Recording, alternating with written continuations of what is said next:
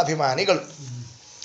ಪರಮಾತ್ಮ, ಪರಮಾತ್ಮನಿಂದ ಅವ್ಯಕ್ತ ತತ್ವ, ಅವ್ಯಕ್ತ ತತ್ವದಿಂದ ಮಹತ್ತತ್ವ, ಮಹತ್ತತ್ವದಿಂದ ಅಹಂಕಾರ ತತ್ವ, ಆ ಅಹಂಕಾರ ತತ್ವಾಭಿಮಾನಿಗಳಾದವರು ರುದ್ರದೇವರು.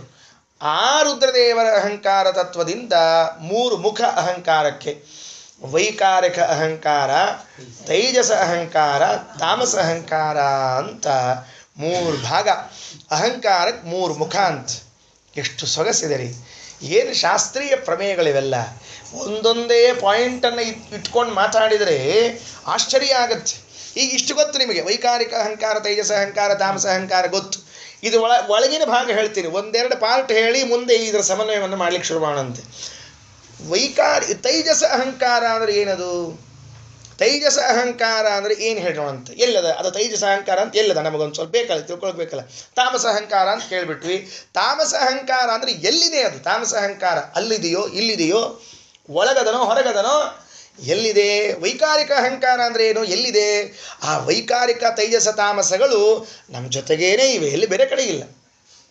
ನೋಡ್ರಿ, ನಮ್ಮ ಇಂದ್ರಿಯಗಳವ ಅಲ್ಲ, ಇವೆಲ್ಲ ತೈಜಸ ಅಹಂಕಾರದ ಪ್ರೊಡಕ್ಟ್. ಇವೆಲ್ಲ ನೆನ್ಪಿಟ್ಕೊಳ್ರಿ, ಬಹಳ ಸೊಗಸಾಗಿದೆ. ತೈಜಸ ಅಹಂಕಾರದಿಂದ ಹುಟ್ಟಿದ್ದು ಎಲ್ಲ ಇಂದ್ರಿಯಗಳು. ಎಷ್ಟು ಚೆನ್ನಾಗಿದೆ! ಆಚಾರ್ಯರು ಭಾಗವತ ತಾತ್ಪರ್ಯದಲ್ಲಿ ಹೇಳುವಾಗ ಹೇಳ್ತಾರೆ, ಜ್ಞಾನ ಮಾತ್ರ ಗುಣೋದ್ರಿಕ್ತಾತ ತಸ್ಮಾತ್ ತೈಜಸ ನಾಮಕಾಹ ತಯೇವ ಇಂದ್ರಿಯ ರೂಪೇಣ ಯತಸ್ತ್ವತಿ ವಿಕಾರಿಣಃ ಜ್ಞಾನ ಮಾತ್ರ ಗುಣೋದ್ರಿಕ್ತಾಹ ತಸ್ಮಾತ್ ತೈಜಸ ನಾಮಕಾಹ. ನಮ್ಮ ಇಂದ್ರಿಯಗಳೇನವ ಇವು ತೈಜಸ ತಾಮಸ ಅಹಂಕಾರಗಳು. ವೈಕಾರಿಕ ಅಹಂಕಾರ, ತೈಜಸ ಅಹಂಕಾರ, ತಾಮಸ ಅಹಂಕಾರ. ಆ ತೈಜಸ ಅಹಂಕಾರದಲ್ಲಿ 11 ಇಂದ್ರಿಯಗಳು ಸೇರ್ತದೆ. ದೇಹದಲ್ಲೇನು ಉಸಿರಾಟ ನಡೀತದೆ ಇದು ತೈಜಸ ಅಹಂಕಾರದ್ದೇ ಅಂತ ತಿಳ್ಕೊಳ್ಬೇಕು. ಏನಾಯಿತು? ಈ 11 ಇಂದ್ರಿಯಗಳು, ಪಂಚಜ್ಞಾನೇಂದ್ರಿಯ, ಪಂಚಕರ್ಮೇಂದ್ರಿಯ, ಮನಸ್ಸು, ಆಮೇಲೆ ಪ್ರಾಣ. ಕೆಲವೊಮ್ಮೆ ಮನಸ್ಸನ್ನು ವೈಕಾರಿಕ ಅಹಂಕಾರದಲ್ಲೂ ಸೇರಿಸಿದ್ದಾರೆ, ಕೆಲವು ಅಭಿಪ್ರಾಯದಿಂದ ಆ ಕಡೆಗೆ ಸೇರಿಸಿದ್ದಾರೆ. ಇರಲಿ, ಈ ಇಂದ್ರಿಯಗಳು ಅಂತ ಹೇಳಿದಾಗ ಇಂದ್ರಿಯಗಳ ಅಭಿಪ್ರಾಯದಲ್ಲಿ ತಗೊಂಡಾಗ ಆ ತೈಜಸ ಅಹಂಕಾರದಲ್ಲಿ ಇಷ್ಟು ಬಂತು. ಇನ್ನು ತಾಮಸ ಅಹಂಕಾರ ಎಲ್ಲಿದೆ? ಅಂತೂ ಆ ಅಹಂಕಾರ ನಮ್ಮಲ್ಲೇ ಅದಂತ ಆತಲ್ಲ, ಎಲ್ಲೂ ಹೋಗಲಿಲ್ಲ. ಈಗ ಅವ ಇಲ್ಲ, ಎಲ್ಲ ಇಂದ್ರಿಯಗಳು, ಕಣ್ಣು, ಕಿವಿ, ಬಾಯಿ, ಮೂಗು, ನಾಲಿಗೆ, ಕಾಲು, ಕೈ ಎಲ್ಲ ಅವಲ್ಲ. ಅವೇನವ? ಅವೆಲ್ಲ ತೈಜಸ ಅಹಂಕಾರಗಳು. ಅದು ಅಲ್ಲಿಂದ ಹುಟ್ಟಿದ್ದು. ಈಗ ಮೊಸರು ಹಾಲಿಂದ ಹುಟ್ಟಬೇಕಲ್ಲ, ಆ ಇಂದ್ರಿಯಗಳೆಲ್ಲ ಅಲ್ಲಿಂದ ಹುಟ್ಟಿರ್ತಕ್ಕಂಥದ್ದು ತೈಜಸ ಅಹಂಕಾರದ ಭಾಗ. ತಾಮಸ ಅಹಂಕಾರ ಅಂದರೆ ಯಾವುದು? ಅದು ಯಾವುದರ ಭಾಗ? ಅದಕ್ಕೆ ಆಚಾರ್ಯರಂತಾರೆ ಭಾಗವತ ತಾತ್ಪರ್ಯದಲ್ಲಿ, ನೋಡ್ರಿ, ಈ ಪಂಚಭೂತಗಳವ ಅಲ್ಲ, ಇವೆಲ್ಲ ತಾಮಸ ಅಹಂಕಾರದಿಂದ ಹುಟ್ಟಿತ್ತು, ಬೇರೆ ಎಲ್ಲೂ ಹುಟ್ಟಿಲ್ಲ. ಈಗ ಮಣ್ಣು, ನೀರು, ಗಾಳಿ, ಬೆಂಕಿ, ಆಕಾಶ, ಈ 5 ಭೂತಗಳು ತಾಮಸ ಅಹಂಕಾರದಿಂದಲೇ ಹುಟ್ಟುತ್ತಾ ಬರ್ತಾ ಇದೆ. ಅದು ಹೇಗೆ ಹುಟ್ಟಿದೆ ಗೊತ್ತಾ? ಭಾಳ ಚೆನ್ನಾಗಿದೆ ಅದು. ಮೊದಲು ಹುಟ್ಟಿದ್ದು ತಾಮಸ ಅಹಂಕಾರದಿಂದ ಆಕಾಶ ಅಲ್ಲ, ಮಣ್ಣಲ್ಲ, ನೀರಲ್ಲ, ಏನಲ್ಲ. ಫಸ್ಟ್ ಹುಟ್ಟಿದ್ದು ಶಬ್ದ. ಫಸ್ಟ್ ಹುಟ್ಟಿದ್ದು ಯಾವುದು ಅಂದರೆ ಶಬ್ದ. ಯಾವುದರಿಂದ ಹುಟ್ಟಿತು? ತಾಮಸ ಅಹಂಕಾರದಿಂದ. ತಾಮಸ ಅಹಂಕಾರ ಬಂತೆ ರುದ್ರದೇವರೇ. ಆ ತಾಮಸ ಅಹಂಕಾರದಿಂದ ಹುಟ್ಟಿದ್ದು ಯಾವುದು? ಶಬ್ದ. ಶಬ್ದ ತನ್ಮಾತ್ರ. ಅದರಿಂದ ಹುಟ್ಟಿದ್ದು ಆಕಾಶ. ಎಷ್ಟು ಚೆನ್ನಾಗಿದೆ ನೋಡ್ರಿ, ಕ್ರಮ ಹೇಗಿದೆ. ಈ ಆಕಾಶ ಆದ ಮೇಲೆ ಉಲ್ಟಾ ಬರ್ಬೇಕು ನಾವೀಗ. ಆಕಾಶಾತ್ ವಾಯು, ವಾಯೋರಗ್ನಿ, ಅಗ್ನೇರಾಪಃ, ಅದ್ಭ್ಯ ಪೃಥಿವೀ. ಅಂದರೆ ಆಕಾಶದಿಂದ ಸ್ಪರ್ಶ ತನ್ಮಾತ್ರ ಹುಟ್ಟಿತು. ಆ ಸ್ಪರ್ಶ ತನ್ಮಾತ್ರೆಯಿಂದ ವಾಯು ಹುಟ್ಟಿದ. ವಾಯುವಿನಿಂದ ರೂಪ ತನ್ಮಾತ್ರ, ರೂಪ ತನ್ಮಾತ್ರೆಯಿಂದ ಅಗ್ನಿ, ಅಗ್ನಿಯಿಂದ ರಸ ತನ್ಮಾತ್ರ, ರಸ ತನ್ಮಾತ್ರೆಯಿಂದ ಜಲ, ಜಲದಿಂದ ಗಂಧ, ಗಂಧ ತನ್ಮಾತ್ರೆಯಿಂದ ಪೃಥ್ವಿ. ಹೀಗೆ ತಾಮಸ ಅಹಂಕಾರದಿಂದ ಪದಾರ್ಥ ಹುಡ್ತು ಅಂತ ವ್ಯವಸ್ಥೆಯನ್ನು ಮಾಡ್ತಾರೆ. ಇದು ನೆನಪಿಡ್ತದೆ, ಏನು ಸಮಸ್ಯೆ ಇಲ್ಲ. ಮೊದಲು ತನ್ಮಾತ್ರೆ ಹಾಕ್ಕೊಳ್ರಿ, ಆಮೇಲೆ ಭೂತಗಳು ಹಾಕ್ಕೊಂಬಿಡ್ರಿ ಅಷ್ಟೇ. ಶಬ್ದ ತನ್ಮಾತ್ರ ಮೊದಲು ಹಾಕ್ಕೊಂಡು ಆಕಾಶ, ಆಮೇಲೆ ಸ್ಪರ್ಶ ತನ್ಮಾತ್ರ ಹಾಕ್ಕೊಂಡು ವಾಯು. ಯಾವುದು ಭೂತ ಹೇಳ್ತೀರಿ ಅದರ ಹಿಂದೆ ತನ್ಮಾತ್ರ ಹಾಕ್ಕೊಂಡ್ಬಿಟ್ರೆ ಲೆಕ್ಕ ಮುಗಿದೋಯ್ತು ಅಂತ. ಏನಾಯಿತು? ತಾಮಸ ಅಹಂಕಾರದಿಂದ 10 ಪದಾರ್ಥ ಹುಡ್ತು. ಇಲ್ಲಿ 10, ಅಲ್ಲಿ 10, ಇಲ್ಲಿ 10, ಅಲ್ಲಿ 10, ಕೊನೆಗೆ ಎಲ್ಲೋ 10, ಎಲ್ಲೋ 10 ಬಿಡ್ತಟ್ಟೆ. ಎಲ್ಲಿ 10 ಗೊತ್ತಿಲ್ಲ, ಹೋಗ್ಬಿಟ್ಟು ಎಲ್ಲೋ 10 ಕೊಡ್ತು. ಆಯಿತಾ? ಈಗ ವೈಕಾರಿಕ ಅಹಂಕಾರ ಒಂದು ಉಳಿತಿವಾಗ ನಮಗೆ. ತೈಜಸ ಅಹಂಕಾರ, ತಾಮಸ ಅಹಂಕಾರದ ವಿಷಯ ತಿಳಿದ ಮೇಲೆ ಆ ವೈಕಾರಿಕ ಅಹಂಕಾರದಲ್ಲಿ ಇದೇನು ಇಂದ್ರಿಯಗಳು ಅದೇನು ಭೂತಗಳವ ಅಲ್ಲ, ಅದಕ್ಕೆ ಅಭಿಮಾನಿಗಳಾದ ದೇವತೆಗಳನ್ನು ಹುಟ್ಟಿಸಿಬಿಟ್ಟ ಪರಮಾತ್ಮ. 11 ದೇವತೆಗಳು. ಈ ಪಂಚಜ್ಞಾನೇಂದ್ರಿಯ ಪಂಚಕರ್ಮೇಂದ್ರಿಯ ಮನಸ್ಸಿಗೇನು ಅಭಿಮಾನಿಗಳು ಬೇಕಾಗಿದ್ದಾರಲ್ಲ, ಆ ದೇವತೆಗಳನ್ನು ವೈಕಾರಿಕ ಅಹಂಕಾರದಿಂದ ಹುಟ್ಟಿಸ್ತಕ್ಕಂಥವನಾಗಿದ್ದಾನೆ. ಎಲ್ಲ ಅಂದರೆ ದೇವತೆಗಳಿಗೆ ಅನೇಕ ರೂಪಗಳವರಿಗೆ, ಒಂದೇ ರೂಪ ಇಲ್ಲ. ಅವರು ಇಂದ್ರಿಯಾಭಿಮಾನಿಗಳಾಗಿರುವಂತಹ ರೂಪ ಒಂದು, ಅದೊಂದು ಪ್ರತ್ಯೇಕ. ತಮ್ಮ ತಮ್ಮ ಮೂಲ ರೂಪಗಳು ಅದೊಂದು ಪ್ರತ್ಯೇಕ. ಬ್ರಹ್ಮಾಂಡದ ಒಳಗಿನ ಪದಾರ್ಥಗಳಿಗೆ ನಿಯಾಮಕವಾದ ಭಗವದ್ ದೇವತಾ ರೂಪ ಅದೊಂದು ಪ್ರತ್ಯೇಕ. ಕಶ್ಯಪರ ಮಕ್ಕಳಾಗಿ ಹುಟ್ಟ್ಯಾರ ಅದೊಂದು ರೂಪ. ಹಿಂಗೆ ಆ ದೇವತೆಗಳಿಗೆ 10 ರೂಪಗಳು. ಈ ಕಶ್ಯಪರ ಸೂರ್ಯ ಯಾರ ಮಗ ಹೇಳಿರೋಣಂತೆ? ಕಶ್ಯಪರ ಮಗ. ಮತ್ತು ಸೂರ್ಯ ಕಶ್ಯಪರ ಮಗ ಆದರೆ ಕಶ್ಯಪರ ಮೊದಲು ಸೂರ್ಯ ಮೊದಲು ತಾರತಮ್ಯದಲ್ಲಿ? ಅಪ್ಪ ಮೊದಲು ಮಗ ಮೊದಲು? ಅದೇ ಇದನ್ನು ವ್ಯವಸ್ಥೆ ಮಾಡಲಿಕ್ಕೆ ದೇವತೆಗಳ ಅನೇಕ ರೂಪಗಳನ್ನು ಶಾಸ್ತ್ರ ಒಪ್ಪಿಕೊಳ್ತಾ ಇದೆ. ಇಲ್ಲದೇ ಇದ್ರೆ ಏನಾಗ್ತದೆ ಗೊತ್ತಾ? ತಾರತಮ್ಯ ವ್ಯತ್ಯಾಸ ಆಗಿಬಿಡ್ತದೆ. ಈ ಕಶ್ಯಪರ ತಂದೆ ಸೂರ್ಯ ಮಗ ಅಂದ್ಬಿಟ್ರೆ ತಾರತಮ್ಯ ಹಾಕಿ ಕೂಡಿಸ್ತೀರಿ. ಅದಕ್ಕೆ ಬ್ರಹ್ಮಾಂಡದ ಹೊರಗೆ ಒಂದಿಷ್ಟು ರೂಪಗಳು, ಬ್ರಹ್ಮಾಂಡದ ಒಳಗಡೆ ಒಂದಿಷ್ಟು ರೂಪ. ಬ್ರಹ್ಮಾಂಡದ ಒಳಗೆ ಏನು ರೂಪಗಳವಲ್ಲ ಅವು ತಾರತಮ್ಯ ಲೆಕ್ಕಕ್ಕಲ್ಲವು. ಬ್ರಹ್ಮಾಂಡದ ಹೊರಗಿದ್ದ ರೂಪಷ್ಟ ತಾರತಮ್ಯಕ್ಕೆ ಬರ್ತಾವೆ. ಹೀಗೆ ಶಾಸ್ತ್ರದಲ್ಲಿ ವ್ಯವಸ್ಥೆ ಮಾಡ್ತಾರೆ. ಅಂತೂ 3 ಅಹಂಕಾರ ಆಯ್ತೀಗ. ವೈಕಾರಿಕ ಅಹಂಕಾರ, ತೈಜಸ ಅಹಂಕಾರ, ತಾಮಸ ಅಹಂಕಾರ ಅಂತಾಯ್ತು. ಅದರಲ್ಲಿ ಏನಾಯಿತು ವಿಶೇಷ ಅಂದರೆ 3 ಅಹಂಕಾರದಲ್ಲೂ ದೇವತೆಗಳು ಬಂದ್ರೀಗ. ಹೇಗೆ ಬಂದರು? ಇಂದ್ರಿಯಾಭಿಮಾನಿಗಳಾಗಲಿಕ್ಕೆ ವೈಕಾರಿಕ ಅಹಂಕಾರದಿಂದ ಹುಟ್ಟಿದರು. ತೈಜಸ ಅಹಂಕಾರದಲ್ಲಿ ಇಂದ್ರಿಯಗಳು ಹುಟ್ಟ್ಯಾವ, ಅಲ್ಲಂತೂ ಅಭಿಮಾನಿಗಳಾಗಿರಬೇಕು, ಅಲ್ಲೂ ಇದ್ದರು. ತಾಮಸ ಅಹಂಕಾರದಲ್ಲಿ ಪಂಚಭೂತಗಳು ಪಂಚತನ್ಮಾತ್ರಗಳು ಅದಕ್ಕೆ ಅಭಿಮಾನಿಗಳಾಗಬೇಕು, ಅಲ್ಲೂ ಬಂದರು. ಅಂದರೆ ದೇವತೆಗಳು 3 ಅಹಂಕಾರದಿಂದಲೂ 3 ಪ್ರತ್ಯೇಕ ರೂಪ ತಗೊಂಡು ಬಂದರು ಅಂತಾಯ್ತು. ಈಗ ಅದನ್ನು ದಾಸರಂದರು ಅಹಂಕಾರ ತ್ರಯದೋಳು ಅಂತ ಸೇರಿಸ್ತಾ ಇದ್ದಾರೆ. ಇಷ್ಟಂಶ ಅದರಲ್ಲಿ. ಈ ಅಹಂಕಾರ ತ್ರಯದಲ್ಲಿ ಎಲ್ಲ ದೇವತೆಗಳನ್ನು ತಗೊಳ್ಳೋ ಹಾಗಿಲ್ಲ. ಈಗ ನಮಗೆ ಶ್ರಾದ್ದಕ್ಕೆ ಎಷ್ಟು ಬೇಕೋ, ಪಿತೃಗಣ ಸಂಧಿಗೆ ಎಷ್ಟು ಬೇಕೋ ಅಷ್ಟನ್ನೇ ವಿಚಾರ ಮಾಡಬೇಕು ಅಂತ ಗಣಿತಕ್ಕೆ ಬಂದ್ರೀಗ. ಏನು ಗಣಿತಕ್ಕೆ ಬಂದರು? 3 ತರಹದ ದೇವತೆಗಳನ್ನು ಶ್ರಾದ್ದದಲ್ಲಿ ಸ್ಮರಣೆ ಮಾಡಬೇಕಂತೆ. ವಸು, ರುದ್ರ, ಆದಿತ್ಯ. ನೋಡ್ರಿ, ಶ್ರಾದ್ದ ಮಾಡಿಸುವಾಗ ಸ್ವಲ್ಪ ಇದು ನೆನಪಿರಬೇಕು. ಯಾರಿಗೆ ಅಂದರೆ ಮಾಡಿಸೋರಿಗೆ. ಪಾಪ ಮಾಡೋರಿಗೆ ಏನು ಸಮಸ್ಯೆ ಇರೋಂಗಿಲ್ಲ. ಅವ್ರು ಸುಮ್ಮನೆ ಮಾಡ್ತಿರ್ತಾರೆ. ನೀವು ನೀರು ಬಿಡೋಂದ್ರೂ ಬಿಡ್ತಾರೆ, ಎಳ್ಳು ಬಿಡೋಂದ್ರೂ ಬಿಡ್ತಾರೆ, ಬುಟ್ಟೆಗೆ ಬಿಡೋದ್ರು ಬಿಡ್ತಾರೆ, ನಿಮ್ಮ ಮೇಲೆ ಬಿಡೋಂದ್ರೂ ಬಿಡ್ತಾರೆ. ಅದಕ್ಕೇನು ಸಮಸ್ಯೆ ಇಲ್ಲ. ಯಾಕೆ ಅವ್ರಿಗೇನು ಹೋಗ್ಬೇಕಾಗ್ಯದ. ಈಗ ಹಿಂಗೆ ಆಗಿತ್ತು ರೀ ಪಾಪ. ಅವ್ರಿಗೇನು ರೀ, ಒಟ್ಟು ನೀವು ಶ್ರಾದ್ದ ಮಾಡಿಸೋ ಅಟ್ಟೆ ಕೆಲಸ. ಎಲ್ಲೋ ಒಂದು ಕಡೆ ಒಬ್ರು ಆಚಾರು ಪುರೋಹಿತರು ಹೇಳಿದ್ರು, ಮಾಡ್ರಿ ಸವ್ಯಾಪ ಆಯ್ತು ಆಚಾರ ಅಂತಿದ್ರು. ಇಷ್ಟುಗುನ ಈಗ ಸವ್ಯ ಅಂತ ಇಲ್ಲಿಂದ ತೆಗೆದು ಇಲ್ಲಿ ಹಾಕ್ಕೊಳಿಕರ ಬೇಕು ಬೇಡೋ ಟೈಮು. ಆತ್ರಚರ ಅಂತಿದ್ದವ. ಗಾಬರಿ ಅಂತ ಇವಂಗೆ ಆಚಾರ. ಅಲ್ರಿ ಇಷ್ಟುಗೂ ಹೆಂಗೆ ನೀವು ಸವ್ಯ ಆದ್ರಿ ಅಂದ್ರೆ ಆಚಾರ ಹೋದ ಸರ್ತೆ ನೋಡಿದೆ ನಾನು, ನೀವು ಹಗಲೆಲ್ಲ ಸವ್ಯ ಅನ್ಲಿಗತ್ತಿದ್ರಿ, ಯಾಕೆ ತ್ರಾಸು ಅಂತ 3 ಜನಿವಾರ ಹಾಕ್ಕೊಂಡೇ ಬಿಟ್ಟಿನಿ ನೋಡ್ರಿ. ಎಲ್ಲ 3 ಜನಿವಾರ, ಒಂದು ಸವ್ಯಕ್ಕೆ, ಒಂದು ಅಪಸವ್ಯಕ್ಕೆ, ಒಂದು ಮಾಲಾಕಾರ, 3 ಹಾಕೇ ಬಿಟ್ಟಿನಿ. ನೀವು ಯಾವಾಗ ಸವ್ಯ ಅಂತೀರಿ ರೆಡಿ, ಯಾವಾಗ ಅಪಸವ್ಯ ಅಂತೀರಿ ರೆಡಿ ಅಂದ್ಬಿಟ್ಟಾವ. ಈಗ ಮಾಡಿಸೋ ಹೇಳುವಾಗ ಅದನ್ನು ವ್ಯವಸ್ಥೆ ಇಟ್ಕೊಂಡು ಹೇಳಬೇಕಷ್ಟೇ. 3 ಜನ ಇದ್ದಾರೆ. ಅದು ಏನು ಅಂದರೆ ವಸು, ರುದ್ರ, ಆದಿತ್ಯ. ಎಷ್ಟು ಚೆನ್ನಾಗಿದೆ ಗೊತ್ತಾ ಇದೆಲ್ಲ. ಇದು ವೇದೋಕ್ತವಾದ ಉಪಾಸನೆ. ಇದರ ಬಗ್ಗೆ ವೇದಗಳಲ್ಲಿ ಅನೇಕ ಮಾತುಗಳನ್ನು ಹೇಳ್ತಾರೆ. ಯಾವ ಕಾಲದಲ್ಲಿ ಯಾವ ದೇವತೆಗಳನ್ನು ಉಪಾಸನೆ ಮಾಡಬೇಕು, ಪ್ರಾತಃ ಕಾಲದಲ್ಲಿ ಯಾವ ದೇವತೆಗಳು, ಮಧ್ಯಾಹ್ನ ಕಾಲದಲ್ಲಿ ಯಾವ ದೇವತೆಗಳು, ಸಾಯಂಕಾಲದಲ್ಲಿ ಯಾವ ದೇವತೆಗಳು ಉಪಾಸನೆ ಮಾಡಿ. ವಸು, ರುದ್ರ, ಆದಿತ್ಯ 3 ಹೊತ್ತು, ಪ್ರಾತಃ ಕಾಲ, ಮಧ್ಯಾಹ್ನ ಕಾಲ, ಸಾಯಂಕಾಲ. ಈ ಶ್ರಾದ್ದದಲ್ಲಿ 3 ಜನ, ಪ್ರಧಾನವಾಗಿ 3 ಜನ. ಪಿತೃ, ಪಿತಾಮಹ, ಪ್ರಪಿತಾಮಹ. ಅಪ್ಪ, ಅಜ್ಜ, ಮುತ್ಯ. ಮುಗಿದು ಹೋದ ಕೆಲಸ.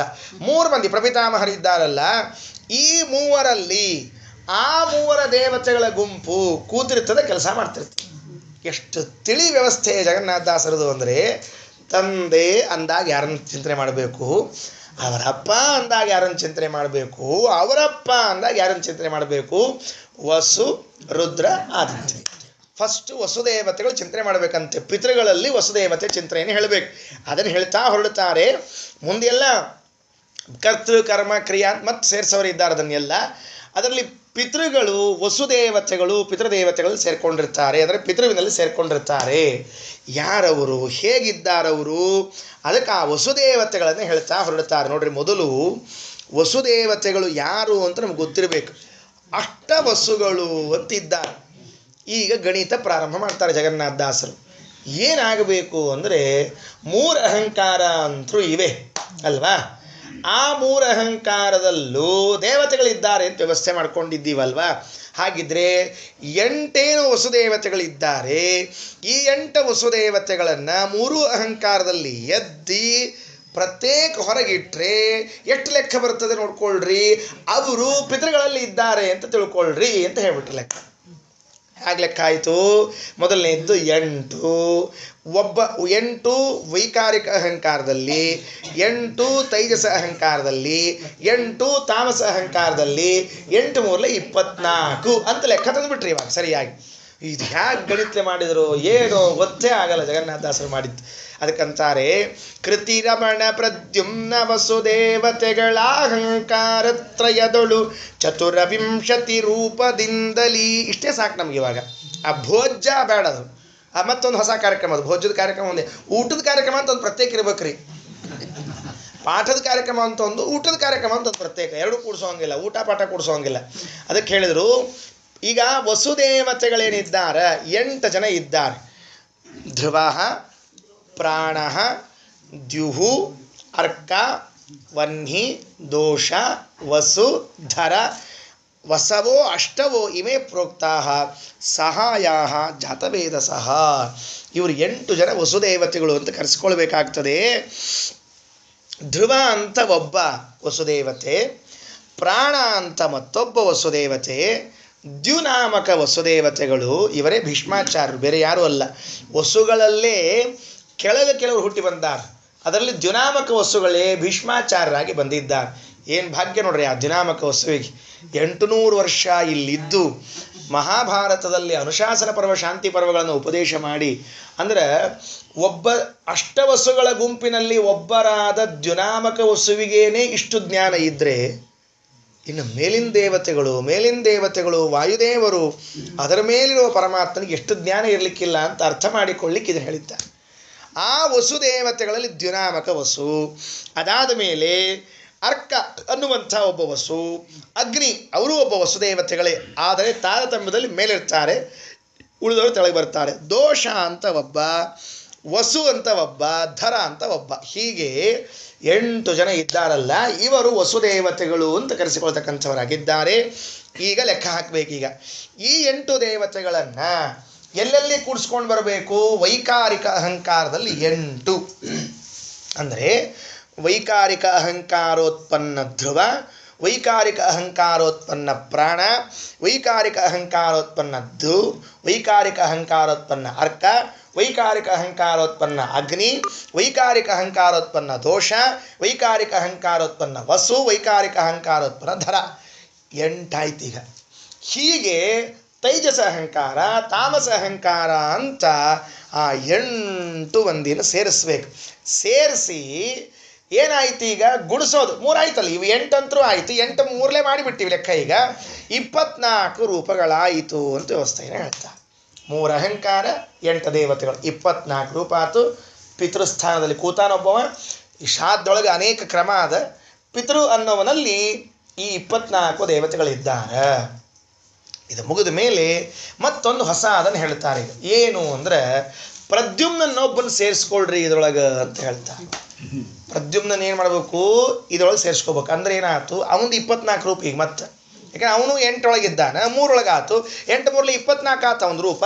ಆ 24 ರೂಪದಿಂದ ಈ 24 ದೇವತೆಗಳಲ್ಲಿ ಇದ್ದು ಪಿತೃವಿನಲ್ಲಿ ಸೇರಿಕೊಂಡಿದ್ದಾನೆ ಪ್ರದ್ಯುಮ್ನ ಅಂತ ಮೊದಲು ಮೂಲ ಸಾರಿನ ಅರ್ಥ. ಅದು ಕೃತಿರಮಣ ಪ್ರದ್ಯುಮ್ನ ವಸುದೇವತೆಗಳ ಅಹಂಕಾರ ತ್ರಯದೊಳು ಚತುರವಿಂಶತಿ ರೂಪದಿಂದಲೀ. 24 ರೂಪದಿಂದಲೇ ಯಾರು? ಕೃತಿರಮಣ ಪ್ರದ್ಯುಮ್ನ. ಆ ಕೃತಿರಮಣ ಪ್ರದ್ಯುಮ್ನ 24 ರೂಪದಿಂದ ಇದ್ದಾನ. ಅದೇನಾಯಿತು, ಒಂದು ಶ್ರಾದ್ದ ಮಾಡುವಾಗ ಮನೆಯಲ್ಲಿ ಶ್ರಾದ್ದಕ್ಕೆ ಬ್ರಾಹ್ಮಣ ಬಂದಿದ್ದ. ಪಿತೃಸ್ಥಾನೀಯ ಬ್ರಾಹ್ಮಣ ಒಬ್ಬ, ದೇವತಾಸ್ಥಾನೀಯ ಬ್ರಾಹ್ಮಣ ಒಬ್ಬ. ವಾಸ್ತವಿಕವಾಗಿ ಇಲ್ಲಿ 2 ಅಲ್ಲಿ 3. ಸೊ ಇಲ್ಲಿ 3 ಅಲ್ಲಿ 2 ಹೀಗೆಲ್ಲ ಮಾಡ್ತಿರ್ತಾರೆ, ಇರಲಿ. ಆಮೇಲೆ ಶ್ರಾದ್ದ ಮಾಡುವಾಗ ಪಿತೃಪಿತಾಮಹ ಪ್ರಪಿತಾಮಹ ಅಂತಿರಲ್ಲ, ಆ ಪಿತೃವಿನಲ್ಲಿ ಪಿತೃವಿನ ಪಿಂಡವನ್ನು ಇಡುವಾಗ ಈ ಮಾತು ನೆನಪಿಗೆ ಬರಬೇಕಂತ. ಏನು ನೆನಪಿಗೆ ಬರಬೇಕು? ಇಲ್ಲ, ಪಿತೃಗಳಲ್ಲಿ ವಸುನಾಮಕ ವಸುದೇವತೆಗಳಿದ್ದಾರೆ. ಅವರು 8 ಜನ, ಅವರು 3 ಬಾರಿ ಅಹಂಕಾರದಿಂದ ಹುಟ್ಟಿದ್ದಾರೆ. ಅಲ್ಲಿಗೆ ಅವರು 24 ಆದರೂ ಆ 24 ರೂಪದಿಂದ ಪ್ರದ್ಯುಮ್ನ ಕೃತಿಸಹಿತನಾಗಿ ಇದ್ದಾನೆ ಅಂತ ಶ್ರಾದ್ದ ಮಾಡುವಾಗ ಪಿಂಡ ದರ್ಶನ ಆದಾಗ ಚಿಂತನೆ ಬರಬೇಕಂತೆ. ಇದು ನಿಜವಾಗಿ ಶ್ರಾದ್ದ ಮಾಡಿದಂತೆ. ಇಲ್ಲದೇ ಇದ್ದರೆ ಪಿಂಡ ಉರುಳಿಸಿದಂತೆ ಅಷ್ಟೇ ಕೆಲಸ, ಕಟ್ಟೋದು ಉರುಳಿಸೋದಷ್ಟೇ ಕೆಲಸ, ಬೇರೆ ಏನಾಗಬೇಕಾಗಿ ಹೇಳಿ ನೋಡಂತ. ಹೀಗಾಗಿ ಈ ಚಿಂತನೆಯನ್ನು ಮಾಡ್ರಿ. ಇದಾದ ಮೇಲೆ ಈ ಮುಂದಿಂದದು ನೋಡ್ರಿ, ಅದೊಂದು ಸ್ವಲ್ಪ ಸಪ್ರೇಟ್ ವಿಷಯ. ಅದು ಭೋಜನೆನಿಸುವ ಅನ್ನೋದೇನದಲ್ಲ, ಇದು ಭೋಜನ ರಸ ವಿಭಾಗ ಸಂಧಿಯ ವಿಷಯ. ಅದು ಇಲ್ಲಿಗೆ ಸಂಬಂಧಿಸಿದ್ದಲ್ಲ, ಅದನ್ನು ಸ್ಮರಣೆ ಮಾಡಿಕೊಡ್ತಾ ಇದ್ದಾರೆ ಅಷ್ಟೇ. ಅಲ್ಲೆಲ್ಲದ ಭೋಜನ ರಸ ವಿಭಾಗ ಸಂಧಿಯಲ್ಲಿ ಅಂದರೆ 4ನೇ ಸಂಧಿಯ 8 ಮತ್ತು 9ನೇ ಪದ್ಯ ತೆಗಿಬೇಕು. ಅಲ್ಲಿ ಈ ವಿಷಯ ಹೇಳ್ಯಾರ. ಮುಂದಿಂದು ಅದನ್ನು ಸೇರಿಸಿ ಹೇಳಬೇಕು. ಅದಕ್ಕೆ ಪದ್ಯದ ಸಂಖ್ಯೆ ಹೇಳೀನಿ, ನೀವು ಬರ್ಕೊಂಡಿರ್ರಿ. ಮುಂದೆ 2 ಹೇಳಿಸಿ ಒಟ್ಟಿಗೆ ಕೂಡಿಸಿ ಹೇಳ್ತೀನಿ. ಇನ್ನು ಹುತವಃ ಕ್ಷಾಂತರ್ಗತ ಜಯಾಪತಿಯುತಾನೇ ಮೂರಧಿಕ ತ್ರಿಂಶತಿ ಸ್ವರೂಪದಿ ಭೋಕ್ತೃ ಎನಿಸುವ ಭೋಕ್ತೃಗಳೊಳಗಿದ್ದು. ಮತ್ತೊಂದು ಮಾತು ಹೇಳಿದರು, ಹುತವಃ ಅಕ್ಷ.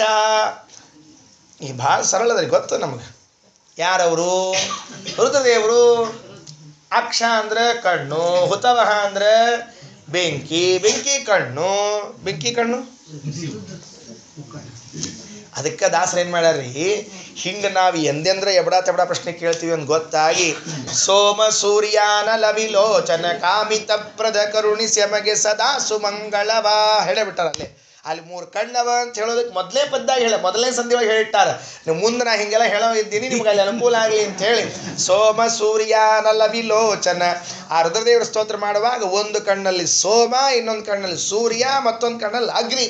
ಹಾಗಾದರೆ ಹುತವಹಾಕ್ಷ ಅಂದರೆ ಅಗ್ನಿಯನ್ನು ಕಣ್ಣಲ್ಲಿ ಇಟ್ಕೊಂಡಿರ್ತಕ್ಕಂತಹ ಮಹರುದ್ರದೇವರು ಅಂತ ಅರ್ಥ. ಅದು ಈ 3ನೇ ಕಣ್ಣು ಯಾವಾಗ ಬಂತು? ಇಲ್ರಿ, ಹುಟ್ಟಬೇಕಾದ್ರೆ ಅವ್ರಿಗೆ ಹುಟ್ಟಿರ್ಬೇಕು ಕಾಣಿಸ್ತದೆ. 3ನೇ ಕಣ್ಣು ಬಂದಿದ್ದು ಕಾಣಿಸ್ತದೆ ನಮಗೆ. 6ನೇ ಕಣ್ಣು ಅಂತ ಒಂದಿರ್ತದಲ್ಲ, ಒಳಗಿಂದೊಂದು ದಿವ್ಯ ದೃಷ್ಟಿ ಅಂತ, ಹಾಗೇನು ಬಂದಿಲ್ಲ. ಮಹಾಭಾರತ ಅನುಶಾಸನ ಪರ್ವದಲ್ಲಿ ಹೇಳುವಾಗ ಪಾರ್ವತೀ ದೇವಿ ಗಂಡನ ಜೊತೆಗೆ ವಿನೋದ ಮಾಡಲಿಕ್ಕೆ 2 ಕಣ್ಣನ್ನು ಮುಚ್ಚಿಬಿಡ್ತಾಳಂತೆ. ಪಾರ್ವತೀ ದೇವಿ ಏನು ಮಾಡ್ತಾಳೆ, ಗಂಡನ ಜೊತೆಗೆ ವಿನೋದ ಮಾಡಬೇಕು. ಸಾಮಾನ್ಯವಾಗಿ ಮಕ್ಕಳು ಮಾಡ್ತಿರ್ತಾರಲ್ಲ ಕಣ್ಣ ಮುಚ್ಚಾಲೆ ಆಡೋದು ಅಂತ, ಹಾಗೆ 2 ಕಣ್ಣನ್ನು ಹಿಂದಿನಿಂದ ಮುಚ್ಚಿಬಿಡ್ತಾಳೆ. ಮುಚ್ಚಿದ ಕೂಡಲೇ ಜಗತ್ತಿಗೆ ಕತ್ತಲಾಗಿಬಿಡ್ತದೆ. ಯಾಕಂದರೆ ಸೋಮ ಸೂರ್ಯ ಇಬ್ಬರು ಇದ್ದವರು ಆ ಕಣ್ಣು ಮುಚ್ಚಿದ ಕ್ಷಣ ಕತ್ತಲಾದ ಕೂಡಲೇ ರುದ್ರದೇವರಿಗೆ ಜಗತ್ತಿಗೆ ಕತ್ತಲಾಯಿತಲ್ಲ, ಬೆಳಕಾಗಲಿ ಅನ್ನೋದಕ್ಕೆ ಹಣೆಯ ಮೇಲೆ ಮತ್ತೊಂದು ಕಣ್ಣನ್ನು ಆವಿರ್ಭಾವ ಮಾಡ್ತಾರೆ. ಆಗ ಮಾಡಿ ಅಗ್ನಿಯಿಂದ ಜಗತ್ತಿಗೆ ಬೆಳಕನ್ನು ಕೊಡ್ತಾರೆ ಅಂತ ಇದು ಅನುಶಾಸನ ಪರ್ವ ಮಹಾಭಾರತದಲ್ಲಿ ಈ ಮಾತನ್ನು ಹೇಳುತ್ತಾರೆ. 2 ಕಣ್ಣು ಮುಚ್ಚಿ ಕತ್ತಲಾದಾಗ ಪ್ರಜೆಗಳಿಗೆ ಹಾಹಾಕಾರ ಆದ ಕೂಡಲೇ 3ನೇ ಕಣ್ಣನ್ನು ತೆರೆದು ಅದರಿಂದ ತೋರಿಸಿದರು. ಪಾಪ ನಮಗೆ ಒಳ್ಳೇದು ಮಾಡ್ಲಿಕ್ಕೆ ಹೋಗಿ ಅವರು ವಿರೂಪಾಕ್ಷರು ಅಂತ ಕರ್ಸ್ಕೊಂಡ್ರು. ನೋಡಿ ಎಷ್ಟು ವಿಚಿತ್ರ. ಮಂದಿಗೆ ಅನುಕೂಲ ಮಾಡ್ಲಿಕ್ಕೆ ಹೋಗಿ ವಿರೂಪಾಕ್ಷ ಅಂತ ಕರ್ಸ್ಕೊಂಡ್ರು. ನಮಗೂ ಕೆಲವು ಹೆಂಗೆ ಆಗ್ತಿರ್ತದೆ, 4 ಮಂದಿ ಒಳ್ಳೆ ಮಾಡ್ಲಿಕ್ಕೆ ಹೋದಾಗ ಬೈಸ್ಕೊಂಡು ಬರ್ತಿರ್ತೀವಿ ನಾವೆಲ್ಲ. ಅದಕ್ಕೆ ರುದ್ರದೇವರು ಹೇಳಿದ್ರು, ಹೌದ್ರಪ್ಪ ಒಳ್ಳೇದು ಮಾಡ್ಲಿಕ್ಕೆ ಹೋಗಿ ವಿರೂಪಾಕ್ಷ ಅಂತ ಕರ್ಸ್ಕೊಂಡು ನನ್ನ ರೂಪ ಸದ್ಯ ಕೆಟ್ಟ ಹೋಯ್ತು, ವಿರೂಪ ಆಗೋಯ್ತು ಅಂದರು. ಬಹಳ ಚಂದ ಇದ್ದಾರೆ ಮತ್ತು ರುದ್ರದೇವರು, ಅಷ್ಟು ಸುಂದರನಾದ ರುದ್ರದೇವರು. ಅದಕ್ಕೆ ಅಲ್ಲಿ ದಾಸರೇ ಅಂದಾರ, ಉಮಾ ಮನೋಹರ. ಪಾರ್ವತೀ ದೇವಿ ಎಲ್ಲ ಬಿಟ್ಟು ನಾ ರುದ್ರನ್ನ ಮಾಡ್ಕೋತೀನಿ ಅಂತ ಗಂಟು ಬೀಳ್ಬೇಕಾದ್ರೆ ಎಷ್ಟು ಚಂದ ಇರ್ಬೇಕು ಹೇಳಿ ನೋಡಂತೆ. ಉಟ್ಕೊಂಡದ್ದೊಂದು ಹೊತ್ಕೊಂಡದ್ದೊಂದು. ಏನು ಉಟ್ಕೊಳ್ಳೋದು ಹೋತ್ರ, ಏನು ಹೊತ್ಕೊಳ್ಳೋದು ಹೋತ್ರ ಎಲ್ಲರ. ಕೃತ್ತಿವಾಸ ಸಾಮಜಾಜಿನ ವಸನ ಭೂಷಣ. ನಾಡಿ ಮುಗದ ಹೋತು. ಒಂದು ಹುಲಿ ಚರ್ಮ, ಒಂದು ಆನಿ ಚರ್ಮ. ಏನು ಆಚಾರ ಡ್ರೆಸ್ ಕೋಡ್ ರೀ ಎಲ್ಲರ. ಆಚೆ ಭಾರಿ ಇತ್ತು. ಏನಿತ್ತು? ಹುಲಿ ಚರ್ಮ, ಆನಿ ಚರ್ಮ, ಇದೇ ಡ್ರೆಸ್ ಕೋಡ್. ಅಂಥದ್ದು ಉಟ್ಕೊಂಡಿದ್ರು ರುದ್ರದೇವರ ಮನೋಹರ ಕಾಣಿಸಿದ್ರೆ, ಇನ್ನು ಪೀತಾಂಬರ ಗೀತಾಂಬರ ಉಟ್ಕೊಂಡ್ಬಿಟ್ರೆ ಹೆಂಗೆ ಕಾಣಿಸ್ಲಿಕ್ಕಿಲ್ಲೆಲ್ಲ ಆದರು. ಅದರ ವಿರಕ್ತರು, ಅಷ್ಟು ವೈರಾಗ್ಯ ಅವರಿಗೆ ಅನ್ನೋದನ್ನು ತಿಳಿಸೋದಕ್ಕಾಗಿ ಆ ಮಾತನ್ನು ಹೇಳ್ತಾರೆ. ಅಂತೂ ಹುತವಹ ಅಕ್ಷ. ಹುತವಹ ಅಂದರೆ ಅಗ್ನಿ. ಅಗ್ನಿಗೆ ಹುತವಹ ಅಂತ ಕರೀತಾರಂತ. ಅವಂಗೆ ಯಾಕೆ ಹುತವಹ ಅಂತ ಕರೆದ್ರು? ನೀವು ಏನೇನು ಹಾಕ್ತೀರಿ ಎಲ್ಲ ತೊಗೊಂಡು ಹೋಗ್ಬಿಡ್ತಾರೆ, ಮುಗಿದು ಹೊತ್ತು ಕೆಲಸ.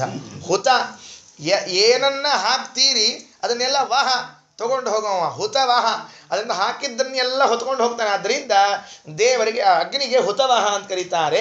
ಆ ಹುತವಹ ಅಕ್ಷ, ಅವನನ್ನೇ ಕಣ್ಣಾಗಿ ಉಳ್ಳವರು ಅಂತ ತಿಳ್ಕೊಳ್ರಿ. ಹುತವಹ ಅಕ್ಷ ಅಂದರೆ ರುದ್ರದೇವರು. ಅವರ ಅಂತರ್ಗತ ಜಯಾಪತಿಯು ತಾನೇ. ಯಾರಪ್ಪ ಜಯಾಪತಿ? ಸಂಕರ್ಷಣ. 3+30 ಮತ್ತೆ ಬಂತು ನೋಡ್ರಿ ಲೆಕ್ಕ. ಇಲ್ಲಿ ರುದ್ರದೇವರು ಅಂದರೆ ಏಕಾದಶ ರುದ್ರರು ಉಪಲಕ್ಷಣೆಯ. ಅವರನ್ನು ಮತ್ತೆ 3 ಅಹಂಕಾರದೋ ತಂದಿಳಿಸ್ಬೇಕು. ವೈಕಾರಿಕ ಅಹಂಕಾರ, ತೈಜಸ ಅಹಂಕಾರ, ತಾಮಸ ಅಹಂಕಾರ. ಅಲ್ಲಿಗೆ ಎಷ್ಟಾಯಿತು? 33 ಆಯಿತು. ಆ 33ರಲ್ಲಿ ಜಯಾಪತಿ ಸಂಕರ್ಷಣ 33 ರೂಪದಿಂದ ಇದ್ದಾನೆ. ಮುಗಿದೋಯ್ತು. ಅಂದರೆ ಇದು ಪಿತೃ ಪಿತಾಮಹನಲ್ಲಿ ಬಂತು. ಈಗ ಪಿತೃವಿನಲ್ಲಿ ಬಂತು, ಪಿತಾಮಹನಲ್ಲಿ ಬಂತು. ಇವರಲ್ಲಿ 24, ಅವರಲ್ಲಿ 33 ಅಂತ ಬರ್ತಕ್ಕಂಥದ್ದಾಗಿದೆ. ಇದರ ಮುಂದಿನ ಪದದಲ್ಲಿ ಪ್ರಪಿತಾಮಹನಲ್ಲಿ ಹೇಳುವಂತಹ ಸಂದರ್ಭದಲ್ಲಿ 12 ಮೂರಲೆ ಹೇಳಿ 36 ಮಾಡಿಬಿಡ್ತಾರಲ್ಲಿ. ಅಂದರೆ 12 ದ್ವಾದಶಾದಿತ್ಯರಲ್ಲಿ ತಗೊಳ್ತಾರೆ. ದ್ವಾದಶಾದಿತ್ಯ ತಗೊಂಡು 36 ಆಗಿಬಿಡ್ತದೆ. ಭಾಳ ಚಂದ ವ್ಯವಸ್ಥೆ. 24, 33, 36 ಪಿತೃ ಪಿತಾಮಹ ಪ್ರಪಿತಾಮಹ. ವಸು ರುದ್ರ ಆದಿತ್ಯ, ಇಲ್ಲಿ ಪ್ರದ್ಯುಮ್ನ ಸಂಕರ್ಷಣ, ಹೀಗೆ ರೂಪಗಳನ್ನು ಸ್ಮರಣೆ ಮಾಡ್ರಿ ಅಂತ ಹೇಳ್ತಾ ಇದ್ದಾನೆ. ಇದಾದ ಮೇಲೆ ಭೋಕ್ತೃಗಳೊಳಗಿದ್ದು ಅಂತ ಹೇಳ್ತಾರೆ. ಭೋಕ್ತ ಅಂತ ಒಬ್ಬ, ಇದನ್ನ ಅಲ್ಲೇ 4ನೇ ಸಂಧಿ ಒಳಗಿದೆ, ಅದನ್ನು ತಗೋಬೇಕಾದ್ರೆ ಹೇಳ್ತೀನಿ. ಮತ್ತೆ ಈಗೇನು ಉಳಿತು? ಈಗ 11 ರುದ್ರರು ಅಂದ್ರಲ್ಲ, 11 ರುದ್ರರು ಯಾರು ಅಂತ ತಿಳ್ಕೊಳ್ಬೇಕು. ಭಾಳ ಚಂದಾಗಿ ಹೆಸರಿಟ್ಕೊಂಡಿದ್ದಾರೆ.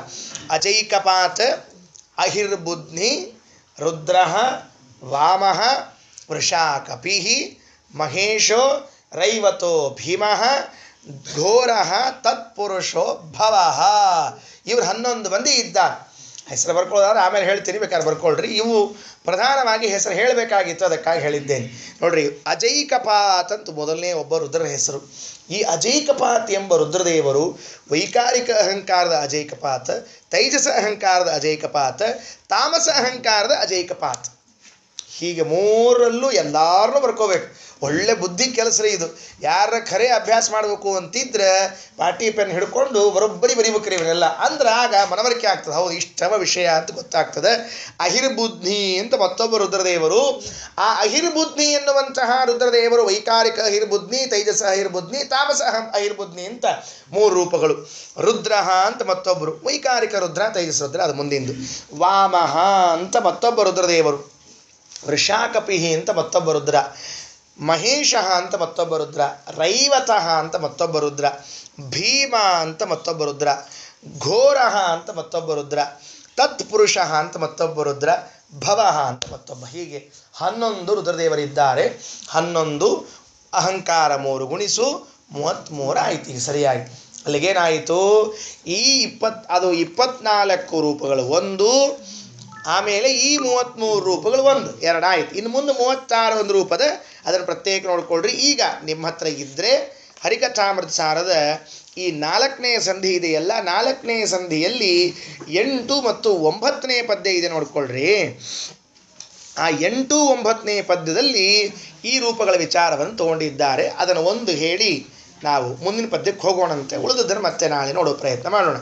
ನಿರೂಪಮಾನಂದಾತ್ಮ ಹರಿ ಸಂಕರ್ಷಣ ಪ್ರದ್ಯುಮ್ನ ರೂಪದಿ ಇರುತಿಗನು ಭೋಕ್ತೃಗಳೊಳಗೆ ತತ್ಶಕ್ತಿದನು ಎನಿಸಿ ಕರೆಸುವನು ನಾರಾಯಣ ನಿರುದ್ಧೆರಡು ನಾಮದಿ ಭೋಜ್ಯ ವಸ್ತುಗ ನಿರುತ ತರ್ಪಕನಾಗಿ ತೃಪ್ತಿಯ ನಿವಚೇತನಕ್ಕೆ. ಇದರೊಳಗೆ 8ನೇ ಪದ್ಯ ಇದು. ಇದರ ಮುಂದೆ ಇನ್ನೊಂದದ. ವಾಸುದೇವನು ವರಹೊಳಗೆ ಅವಕಾಶ ಕೊಡುವ ನಭಸ್ತನಾಗಿ ರಮಾ ಸಮೇತ ವಿಹಾರ ಪಂಚರೂಪದಲ್ಲಿ ಆಸರೋರುಹ ಸಂಭವಾಭವ ವಾಸವಾದ್ಯಮರಾತಿ ಚೇತನ ರಾಶಿಯೊಳಗಿಹ ನಿಂದು ಅರಿತವನೆ ಕೋವಿದನು.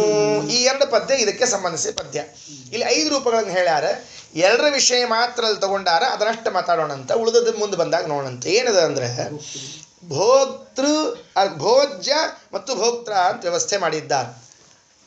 ಭೋಕ್ತೃ ಭೋಜ್ಯ ಅಂತ ವ್ಯವಸ್ಥೆ ಏನು ಮಾಡ್ಯಾರ ನೋಡ್ರಿ. ಇಲ್ಲಿ ಹೇಳುವಾಗ ಅದನ್ನೊಂಚೂರು ಅಂದರೆ ಏನು ಮಾಡ್ಯಾರ, ಯಾವುದನ್ನು ಭೋಕ್ತ ಅಂತ ಅಲ್ಲಿ ಅಂದಾರ, ಇಲ್ಲಿ ಅದನ್ನು ಭೋಜ್ಯ ಅಂದಾರ. ಇಲ್ಲಿ ಯಾವುದನ್ನು ಭೋಜ್ಯ ಅಂದ್ರೆ ಅಲ್ಲಿ ಭೋಕ್ತ ಅಂತ ಕರ್ಕೊಂಡ್ರೆ ಹಿಂಗೆ ಉಲ್ಟಾ ಮಾಡ್ಯಾರ. ಅಂದರೆ 2 ರೂಪ, ಇಲ್ಲಿದ್ದರೂ ಅದೇ ಕೆಲಸ ಮಾಡ್ತಾನೆ, ಅಲ್ಲಿದ್ದು ಅದೇ ಕೆಲಸ ಮಾಡ್ತಾನೆ, ಏನೂ ಬಾಧಕ ಇಲ್ಲ ಅಂತ ಹೇಳಬೇಕಾಗ್ಯದ. ಇಲ್ಲಿ ಪ್ರದ್ಯುಮ್ನ ಏನಿದ್ದಾನಲ್ಲ ಅವ ಭೋಜ್ಯನೆನಿಸಿದ್ದಾನೆ ಅಂತ ಹೇಳ್ಯಾರ.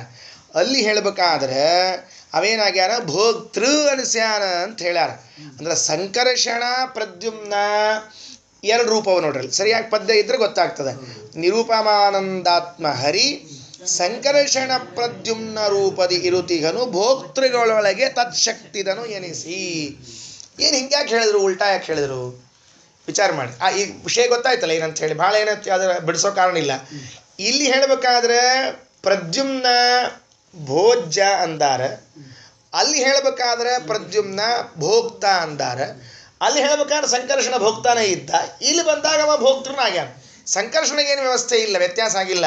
ಪ್ರದ್ಯುಮ್ನಿಗೆ ಮಾತ್ರ ವ್ಯತ್ಯಾಸ ಮಾಡ್ಯಾರ.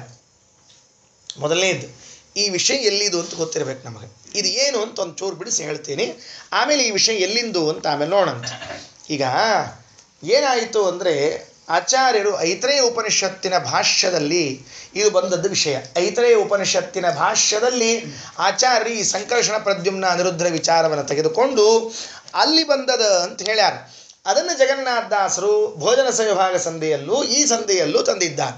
ನೋಡ್ರಿ, ಇದು ಅವಾಂತರ ವಿಭಾಗ. ಮತ್ತೆ ಮೊದಲನೇ ವಿಭಾಗ ಏನು, 5 ರೂಪ. ಫಸ್ಟ್ 5 ರೂಪ ತೊಗೊಂಡ್ಬಿಡ್ರಿ. ಅನಿರುದ್ಧ ಪ್ರದ್ಯುಮ್ನ ಸಂಕರ್ಷಣ ವಾಸುದೇವ ನಾರಾಯಣ ಅಂತದಲ್ಲ. ಆ ತಗೊಂಡಾಗ ಏನು ಮಾಡಬೇಕು ಅಂದರೆ, ಪ್ರದ್ಯುಮ್ನ ಸಂಕರ್ಷಣ ಒಂದು ಕಡೆಗೆ, ಅನಿರುದ್ಧ ಮತ್ತು ನಾರಾಯಣ ಒಂದು ಕಡೆಗೆ, ವಾಸುದೇವ ಒಂದು ಕಡೆಗೆ ಸಪರೇಟ್. ಅನಿರುದ್ಧ ನಾರಾಯಣ ಒಂದು, ಪ್ರದ್ಯುಮ್ನ ಸಂಕರ್ಷಣ ಒಂದು, ವಾಸುದೇವ ಒಂದು. ಪ್ರದ್ಯುಮ್ನ ಸಂಕರ್ಷಣ ಏನಾಗ್ಯಾರ, ಇವರು ಭೋಜ್ಯದಲ್ಲಿ ಭೋಕ್ತೃಗಳಲ್ಲಿ ಇದ್ದಾರೆ. ಅನಿರುದ್ಧ ನಾರಾಯಣ ಏನಿದ್ದಾರ ಅವರು ಭೋಜ್ಯದಲ್ಲಿ ಇದ್ದಾರೆ ಅಂತ 4ನೇ ಸಂಧಿ ಒಳಗೆ ಅಂದಾರ. ಹೌದೋ ಇಲ್ಲಿ ನೋಡ್ಕೊಡ್ರಿ ಪದ್ಯದಲ್ಲಿ ಇರೋದ ಅಂತ ಹೇಳಿ. ಅಲ್ಲಿ ಹೇಳುವಾಗ ನಾರಾಯಣ ಅನಿರುದ್ಧ 2 ನಾಮದಿ ಭೋಜ್ಯ ವಸ್ತುಗ ಅಂದಾರ. ಅನಿರುದ್ಧ ನಾರಾಯಣ ಭೋಜ್ಯ ಮತ್ತೆ ಪ್ರದ್ಯುಮ್ನ ಸಂಕರ್ಷಣ ಭೋಕ್ತೃ ಅಂದಾರ. ಯಾರ್ದು ಹೊತ್ತು ನೋಡಿ. ಹಾಗಾಗಿ ಇದರಲ್ಲಿ ಮೊದಲನೇದ್ದು 5 ರೂಪಗಳಲ್ಲಿ ಏನೇನು ವ್ಯವಸ್ಥೆ. ಮೊದಲನೇ ವ್ಯವಸ್ಥೆ ಏನು, ಭೋಜ್ಯ ಅದ ನೋಡ್ರಿ, ಅಂದರೆ ಪದಾರ್ಥ.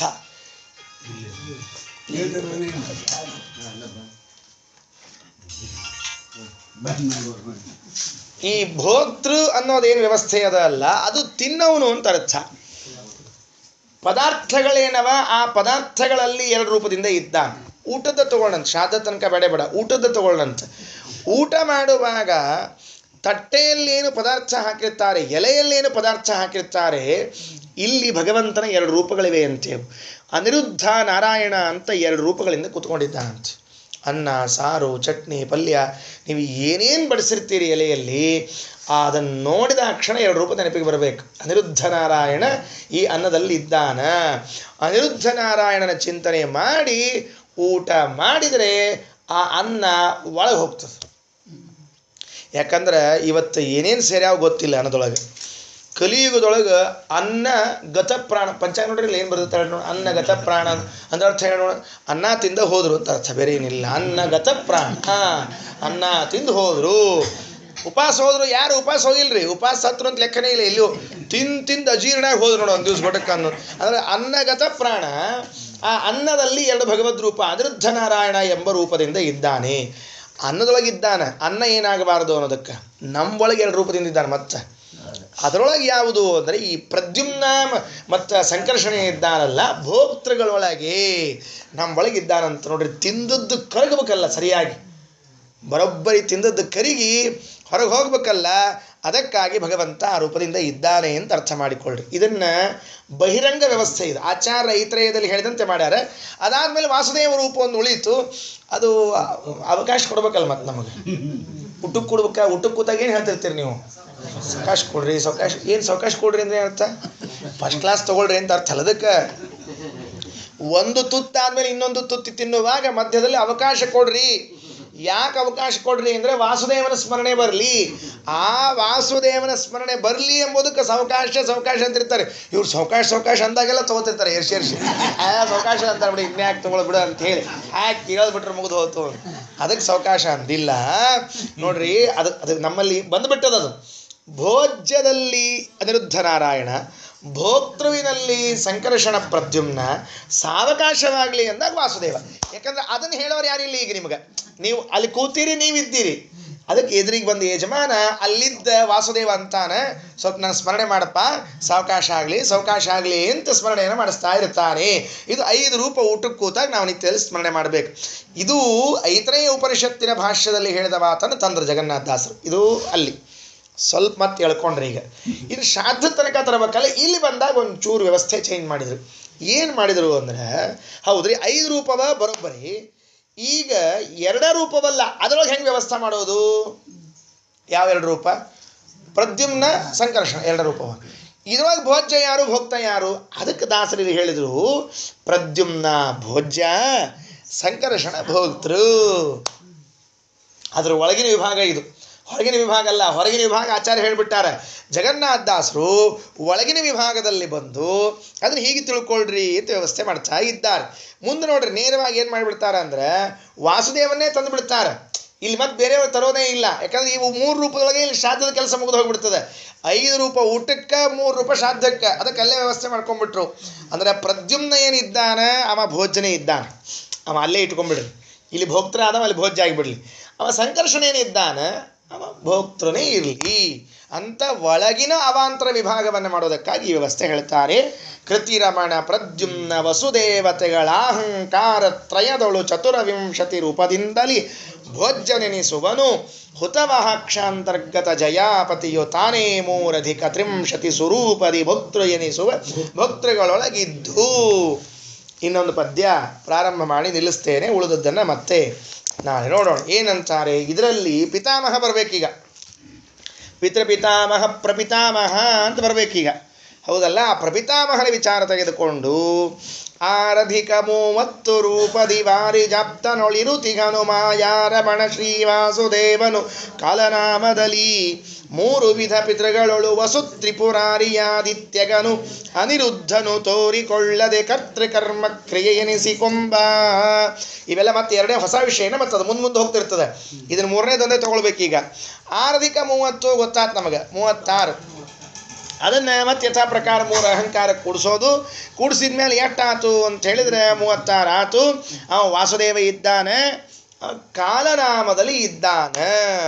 ಇದು ಮತ್ತೆ ಯಾಕೆ ಹೊಸ ತಂದ್ರಪ್ಪ? ಇದನ್ನು ಏನೇನು ತರ್ತಾರೆ ಎಲ್ಲರ ಅಂದರೆ, ಶ್ರಾದ್ದ ಮಾಡುವ ಕಾಲ ಅಂತೊಂದಿದೆಯಲ್ಲ, ಆ ಕಾಲದಲ್ಲಿ ಇವನಿದ್ದಾನೆ ಅಂತ ಹೇಳ್ತಾರೆ. ನೋಡ್ಕೊಡ್ರಿ ಎಷ್ಟು ಚಂದ.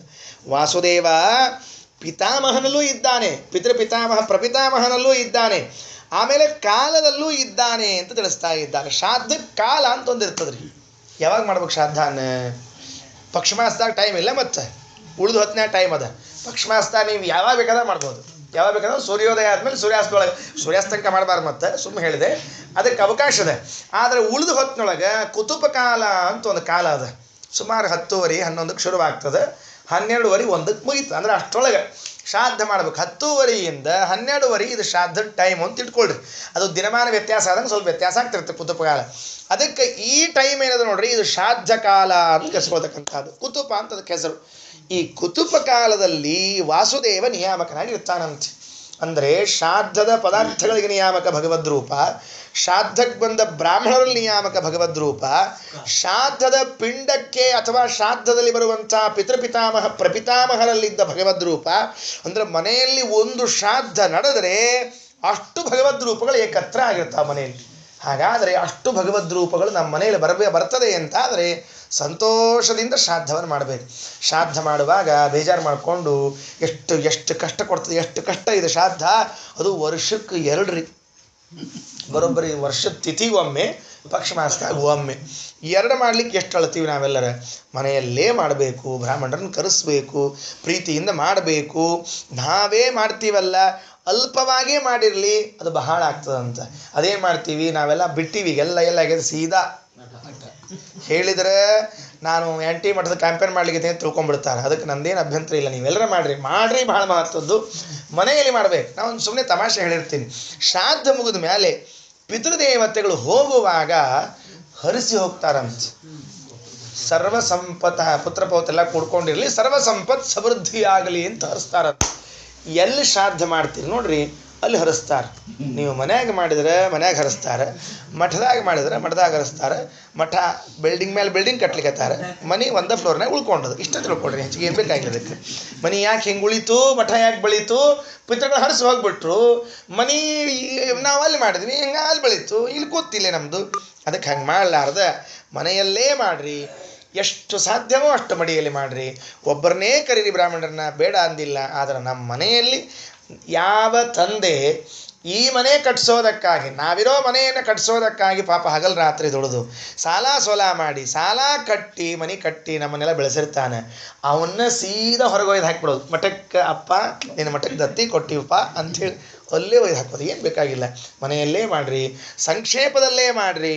ನಕುರಿಯಾತ್ ಶ್ರಾದ್ದ ವಿಸ್ತಾರ ಮಾಡಬಾರ್ದು ಅಂತ ಹೇಳಿದ.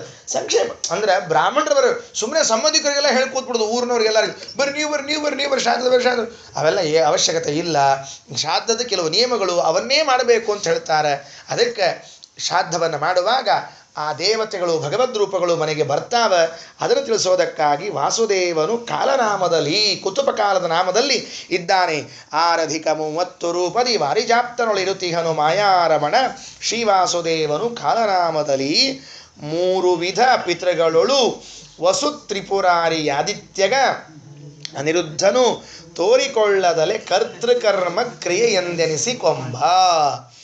ಮಂತ್ರ ತಂತ್ರ ಉಪಕರಣ ಕರ್ತೃ ವನ್ಹಿ ದೇಶ ಕಾಲ ಇವುಗಳು ಎಲ್ಲದರಲ್ಲೂ ಭಗವಂತನ ಇದ್ದಾನೆ. ಅವುಗಳಲ್ಲಿದ್ದ ಭಗವಂತನ ಸ್ಮರಣೆಯನ್ನು ಮಾಡಿ ಶ್ರಾದ್ದವನ್ನು ಮಾಡಿದರೆ ಕರ್ಮ ನಿರ್ಮಲಂ, ಆ ಕರ್ಮ ಶುದ್ಧ ಆಗ್ತದೆ. ಶ್ರಾದ್ದ ಮಾಡುವಾಗ ಸರ್ವಂ ನ್ಯೂನಾತಿರಿಕ್ತಂ ಅಚ್ಛಿದ್ರಮಸ್ತು ಅಂತ ಹೇಳ್ತಿರ್ತಾರೆ. ಅಲ್ಲಿ ಹೇಳುವಾಗ ದೇಶ ಕಾಲ ಮಂತ್ರ ತಂತ್ರ ಪಾತ್ರ ಹವಿಹಿ ಇವೆಲ್ಲವನ್ನು ಕೇಳ್ಕೊಳ್ತಾರೆ ಶ್ರಾದ್ದದಲ್ಲಿ. ಅಲ್ಲೆಲ್ಲ ಭಗವಂತ ರೂಪಗಳಿವೆ. ಅಂತೂ ಪಿತೃಗಣ ಸಂಧಿಯ ಪ್ರಾರಂಭದ 2 ಪದ್ಯಗಳಲ್ಲಿ ಪಿತೃಪಿತಾಮಹ ಪ್ರಪಿತಾಮಹರು 24, 33, 36 ವಸುರುದ್ರ ಆದಿತ್ಯರು ಪ್ರದ್ಯುಮ್ನ ಸಂಕರ್ಷಣ ವಾಸುದೇವ ರೂಪದಿಂದ ಇದ್ದಾನೆ ಎಂಬಲ್ಲಿಗೆ ಯಥಾಮತಿ ಅಭಿಪ್ರಾಯ. ಶ್ರೀಕೃಷ್ಣ ಅರ್ಪಣಮಸ್ತು.